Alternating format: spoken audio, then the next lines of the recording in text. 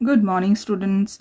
This is the video of Financial Accounting 1, which is the subject of BCom Semester 1, latest BCom Semester 1, which is considered or which is based on the NEP 2020. ये जो आपकी book है उसी के ऊपर लिखा हुआ आएगा NEP 2020. तो आज यहाँ पर मैं आपको FA1 का NEP 2020 के हिसाब से जो सिलेबस है that I will discuss. Syllabus में मैं आज आपको जो चारों यूनिट है वो एक्सप्लेन करूंगी कि उस यूनिट में क्या होगा और किस तरह से आपको एग्जाम के लिए अपने आप को तैयार करना पड़ेगा. तो स्टार्ट करते हैं. First unit 1, basics of accounting. Basics of accounting के अंदर accounting concept, convention and principle. यानी हम हमेशा कहते हैं कि भैया साइंस के पास अपने एक्सपेरिमेंट है, अपने बेस है, अपनी थ्योरी है. इकोनॉमिक्स के पास अपने थ्योरी है. अकाउंट्स का बेस क्या है? तो this is called basics of accounting. ये जो फर्स्ट यूनिट है उसमें जो फर्स्ट चैप्टर है कंसेप्ट, कन्वेंशन एंड प्रिंसिपल, जिसके बेस पर अकाउंट्स खड़ा है. यानी कि अगर आप कोई ट्रांजेक्शन करते हैं, फाइनेंशियल ट्रांजेक्शन, वो किस बेस पर है, तो ये यहाँ से आपको पता चलेगा. आपको डिफरेंट कंसेप्ट, डिफरेंट कन्वेंशन और प्रिंसिपल्स पढ़ने पड़ेंगे. The whole chapter is theoretical.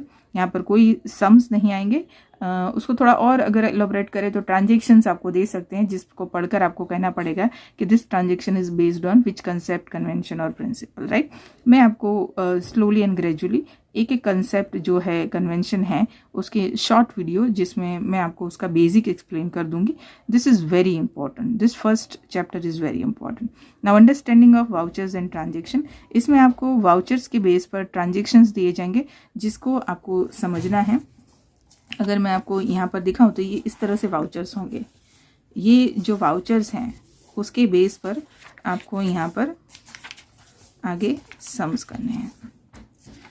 Okay. जैसे कि कोई भी एक वाउचर दिया हो तो उस वाउचर की एंट्री कहाँ होगी, किस सेल्स बुक में होगी या कैश बुक में होगी, या किस तरह से उसकी इफेक्ट आएगी पर्टिकुलर बुक्स में, तो वो आपको करना है. This is understanding of vouchers and transactions. तो इसमें भी हम ऐसा बोल नहीं सकते कि प्रैक्टिकल चैप्टर या बहुत बड़े बड़े सम्स आएंगे. काइंड ऑफ थ्योरी है. ठीक है. Now let's talk about unit 2 which is the biggest one. ये इसके अंदर सबसे ज़्यादा चैप्टर्स है because it is based on accounting process and finalisation of accounts. यहाँ पर आपको सबसे पहले अकाउंटिंग एंड इट्स टर्मिनोलॉजी, तो जो चैप्टर है उसको ही मैं आपको ऊपर से समझा देती हूँ ताकि जब आपको मैं चैप्टर के बारे में बताऊँ तो आपको समझ. ये जो आपका यूनिट 2 है उसमें फर्स्ट चैप्टर है टर्मिनोलॉजी अकाउंटिंग्स के. तो ये आपका जो चैप्टर है पूरा थ्योरी बेस है, जिसके अंदर आपको अकाउंट्स प्रिपेयर करने के स्टेजेस, मीनिंग क्या है, कौन से इफेक्ट पे हम काम करेंगे, ड्यूअल है, सिंगल, तो वो पूरा थ्योरी पे जाते हैं. उसी यूनिट 2 में हमारा जो सेकेंड चैप्टर है दैट इज जर्नल. जर्नल के बारे में आप सब जानते हैं कि आपको अकाउंटिंग ट्रांजेक्शन दिए होंगे जिसकी एंट्री आपको जर्नल में करनी है. उसके बाद है subsidiary. Actually it is a process, एक स्टेप बाय स्टेप जो हम काम करते हैं वही है. Then you have a ledger and posting.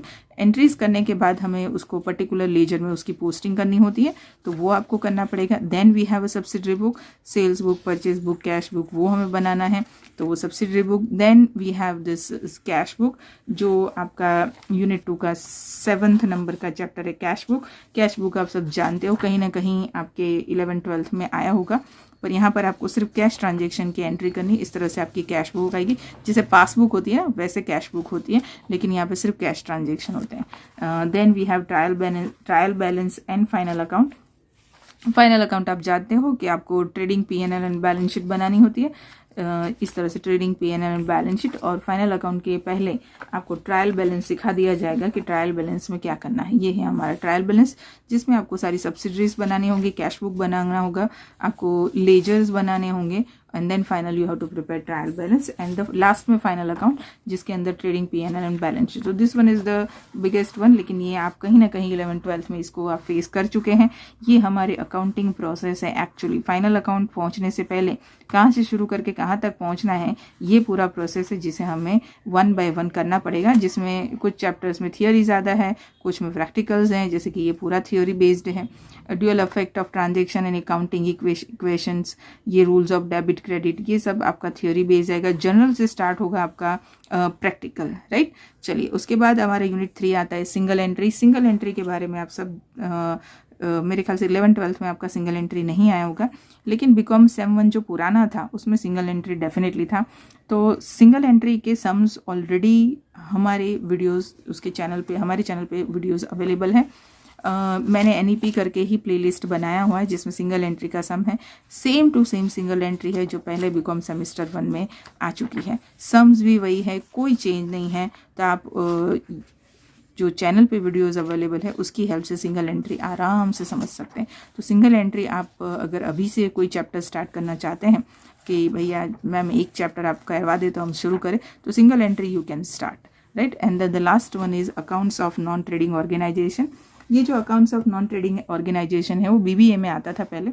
BCom semester 1 जो पुराना है, सेमेस्टर 2 है, इन उसमें accounts of non trading organization नहीं आता था। तो ये चैप्टर मैं आपसे कह सकती हूँ कि ये पूरा ही आपका नया चैप्टर है सेमेस्टर 1 के लिए। Single entry P for practical है और this is practical again non trading organization, लेकिन थोड़ी बहुत थियोरी सब में आएगी सिंगल एंट्री में भी और non trading organization. Here you can see this, यहाँ पर सम्स भी होंगे जिसमें हमको इनकम एक्सपेंस स्टेटमेंट बनाना पड़ेगा और बहुत ही आसान है। There is nothing difficult in this. ये चैप्टर नहीं मिलेगा आपको चैनल पे, ये मुझे करवाना है। Okay, so this is all about your FA1 for NEP semester 1।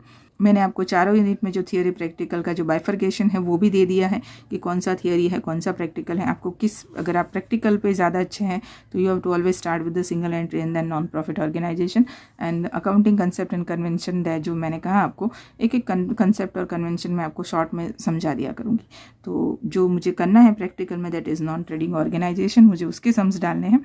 Okay, तो आप जैसे मैंने कहा single entry is already available और एक 14 मार्क्स का पूरा पेपर स्टाइल अभी तक डिसाइडेड नहीं है, लेकिन इक्वल प्रोपोर्शन के हिसाब से ये दोनों चैप्टर सिंगल एंट्री और नॉन ट्रेडिंग वो एक एक चैप्टर के पूरे मार्क्स रहेंगे। तो आप सिंगल एंट्री की तैयारी शुरू कर सकते हैं।